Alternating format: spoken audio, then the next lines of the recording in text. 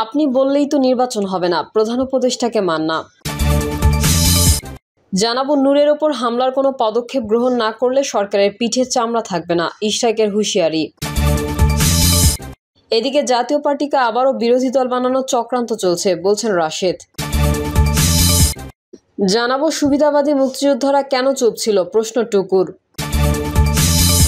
এবং সর্বশেষ জানাবো, বিএনপির সামনে তালগাছের আড়াই হাত।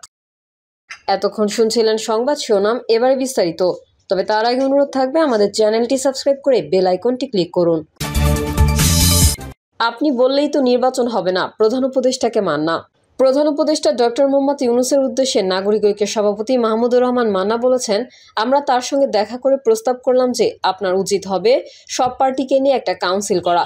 যখন তখন দরকার হলে বসবেন, কথা বলবেন, সংকট হলে তাদের সঙ্গে কথা বলে সিদ্ধান্ত নিয়ে সেভাবে দেশ চালাবেন। কিন্তু একদিনও সেটি করেননি। যখন সংকট হয় তখন শুধু আমাদের ডাকেন।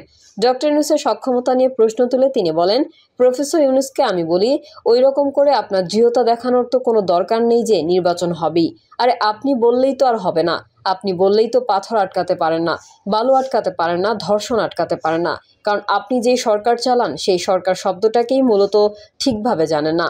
কারো ওপর আপনার নিয়ন্ত্রণ নেই। তিনি প্রধান উপদেষ্টাকে পরামর্শ দিয়ে বলেন, আলাদা করে 3 দল, আলাদা করে 7 দলকে ডাকা না রেখে একসঙ্গে সব দলকে ডাকুন।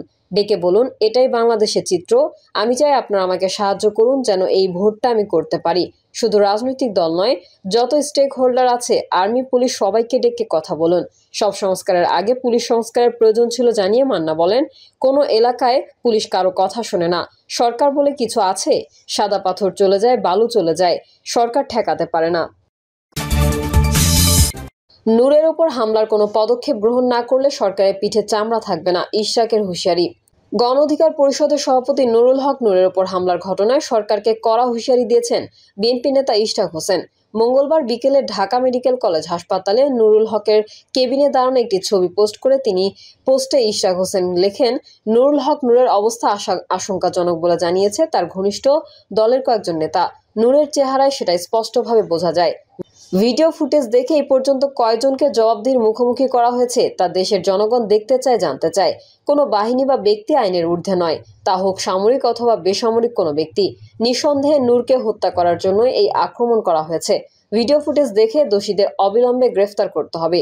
নূরকে সরকারি উদ্যোগে অতি সত্বর উন্নত চিকিৎসার জন্য বিদেশে পাঠানোর ব্যবস্থা করতে হবে।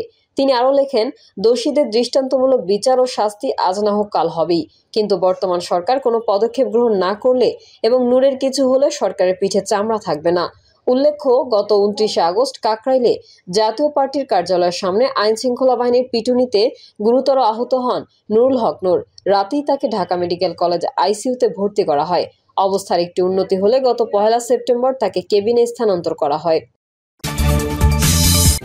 জাতীয় পার্টিকে আবারও বিরোধী দল বানানোর চক্রান্ত চলছে, বলছেন রাশেদ। আওয়ামী লীগের ফ্যাসিবাদী প্রধান সহযোগী জাতীয় পার্টিকে আবারও বিরোধী দল বানানোর চক্রান্ত চলছে বলে মন্তব্য করেছেন গণ অধিকার পরিষদের সাধারণ সম্পাদক রাশেদ খান। ব্রিফিংয়ে তিনি বলেন, আমরা প্রধান উপদেষ্টা অধ্যাপক ইউনূসকে বলেছি, বিভিন্ন সূত্র জানতে পেরেছি জাপার কাঁধে ভর করে আপা ফিরে আসতে পারেন। জাতীয় পার্টিকে আবারও বিরোধী দল বানানোর চক্রান্ত চলছে। প্রধান উপদেষ্টার কাছে জাতীয় পার্টিকে নিষিদ্ধের দাবি জানিয়ে গণ অধিকার পরিষদের সাধারণ সম্পাদক বলেন, আওয়ামী লীগের মতো একই প্রক্রিয়ায় একটি পার্টি, জাতীয় পার্টি এবং 14 দলকে নিষিদ্ধ করার দাবি জানিয়েছি। আগামী নির্বাচনে আওয়ামী লীগ, জাতীয় পার্টি এবং 14 দলকে অংশগ্রহণের সুযোগ দেওয়া যাবে না। দেশের বর্তমানে দুটি সরকার পাশাপাশি অবস্থান করছে বলে মন্তব্য করেন রাশেদ খান এবং বলেন, আমরা প্রধান উপদেষ্টাকে প্রশ্ন করেছি, যারা বর্তমানে প্রশাসনে আছেন, বিভিন্ন দপ্তরে আছেন, বাহিনীর প্রধানরা, তারা কি আপনার সরকারকে সহযোগিতা করছেন? তিনি বলেন, আমরা মাঠ পর্যায়ে কাজ করতে গিয়ে দেখেছি তারা আপনাদের সহযোগিতা করছে না। সেই কারণে আমাদের মনে হচ্ছে দেশে এখন দুটি সরকার পাশাপাশি চলছে, একটি আপনারা, আরেকটি অদৃশ্য সরকার। এটি আমরা স্পষ্টভাবে প্রধান উপদেষ্টাকে বলেছি। এদিন এবি পার্টি, নাগরিক ঐক্য, গণসংহতি আন্দোলন, গণ অধিকার পরিষদ, এলডিপি, ইসলামী আন্দোলন বাংলাদেশ, জাতীয় গণফ্রন্ট, এই 7টি রাজনৈতিক দল এবং হেফাজতে ইসলাম বাংলাদেশের নেতাদের সঙ্গে বৈঠক করেন অধ্যাপক ইউনূস। গত রোববার বিএনপি, জামায়াত ও এনসিপির সঙ্গে বৈঠক করেন ডক্টর ইউনূস। ওই বৈঠকে তিনি সমসাময়িক রাজনীতি এবং আগামী জাতীয় নির্বাচন নিয়ে আলোচনা করেন। এর আগে রোববার বিএনপি, জামায়াত ইসলামী ও জাতীয় নাগরিক পার্টির সঙ্গে বৈঠক করেন প্রধান উপদেষ্টা। সুবিধাবাদী মুক্তিযোদ্ধারা কেন চুপ ছিল, প্রশ্ন টুকুর। বিএনপির স্থায়ী কমিটির সদস্য ইকবাল হাসান মাহমুদ টুকু বলেছেন, সুবিধাবাদী মুক্তিযোদ্ধারা গত 16 বছর স্বৈরাচার হাসিনার কাছ থেকে সুবিধা নিয়ে চুপ ছিল। বীর উত্তম জিয়াউর রহমানের খেতাব কেড়ে নেওয়া হলো, সুবিধাবাদী মুক্তিযোদ্ধারা কোনো প্রতিবাদ করেনি। বেগম খালেদা জিয়াকে কারাগারে পাঠিয়ে নির্মম নির্যাতন করা হলেও প্রতিবাদ করা হয়নি। এমনকি আমরা মুক্তিযুদ্ধ সার্টিফিকেটও কেড়ে নেওয়া হয়েছিল। দেশে বিএনপি নেতাকর্মীদের পাখির মতো গুম, খুন ও লুটপাটের রাজত্বের কায়েম করলেও মুক্তিযোদ্ধারা চুপ করেছিল। তিনি বলেন, শেখ হাসিনা হেলিকপ্টার থেকে গুলি করে মায়ের কোলের শিশুকে হত্যা করেছে। 5 দিনে 1,500 মানুষকে হত্যা করেছে। বিএনপির 4,000 কর্মীকে হত্যা করেছে হাসিনা। শেখ হাসিনা দেশকে ধ্বংস করে দিয়েছে। প্রতিটি সেক্টরে লুটপাট করে দেশের অর্থনীতিকে পঙ্গু করে দিয়ে পালিয়েছে। আগামীতে যে সরকার আসবে তাদেরকে এই ক্ষতি পুষিয়ে নিতে বেগ পেতে হবে। বিএনপি নির্বাচনের মাধ্যমেই বিএনপি সব সময় ক্ষমতায় এসেছে এবং আগামীতে আসবে বলে মন্তব্য করেন টুকু এবং বলেন, আগামী ফেব্রুয়ারি মাসেই নির্বাচন হবে। উপদেষ্টা বলেছেন, তিনি ফেব্রুয়ারিতেই নির্বাচনের মাধ্যমে ক্ষমতা হস্তান্তর করবেন। এজন্য তিনি সকলের সহযোগিতা চেয়েছেন। বিএনপির সামনে তালগাছের আড়াই হাত। দেশের বর্তমান রাজনৈতিক প্রেক্ষাপটে আসন্ন নির্বাচনকে ঘিরে তৈরি হয়েছে এক জটিল ও বহুমুখী পরিস্থিতি। গণতন্ত্রকে ব্যাহত করার জন্য দেশি বিদেশি নানা শক্তি নানা কৌশলে হস্তক্ষেপের চেষ্টা করছে, যা রাজনৈতিক অস্থিরতা এবং বিভ্রান্তির কারণ বলে মনে করছেন বিশ্লেষকরা। এই প্রেক্ষাপটে গণতন্ত্র পুনঃপ্রতিষ্ঠার লক্ষ্যে দেশের বৃহত্তম রাজনৈতিক দল হিসেবে বিএনপি গুরুত্বপূর্ণ ভূমিকা পালন করছে।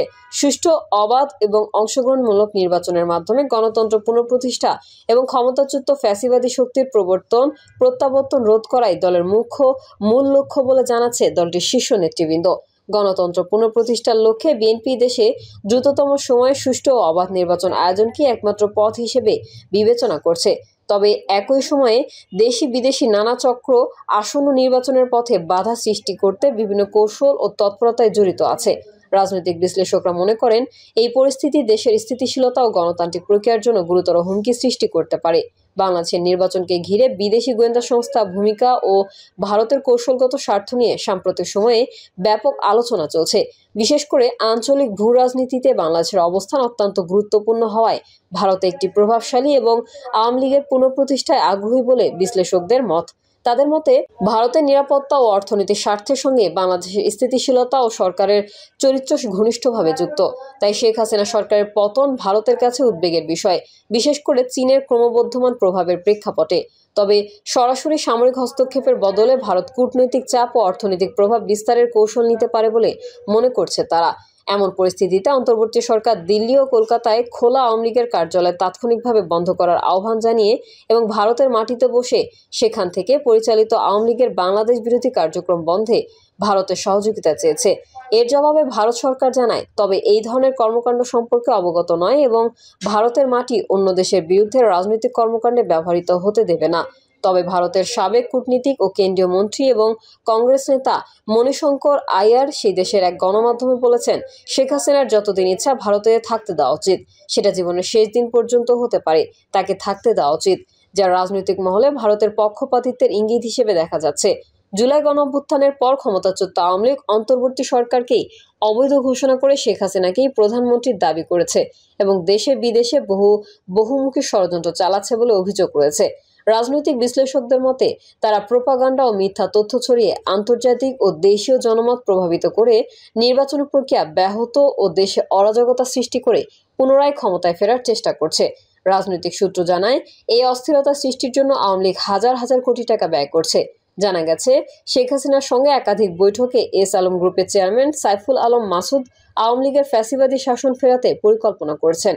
সম্প্রতি দিল্লিতে তিনি পলাতক শেখ হাসিনার সঙ্গে বৈঠক করে 2,500 কোটি টাকা হস্তান্তর করেন এবং আরও 2,000 কোটি টাকার প্রতিশ্রুতি দেন। প্রিয় দর্শক, এই ছিল এখনকার সর্বশেষ সংবাদ। আপডেট সহ সংবাদ পেতে চ্যানেলটি সাবস্ক্রাইব করে বেল আইকনটি ক্লিক করুন। কমেন্টে আপনার মতামত জানিয়ে আমাদের সাথেই থাকুন। ধন্যবাদ সবাইকে। আল্লাহ হাফেজ।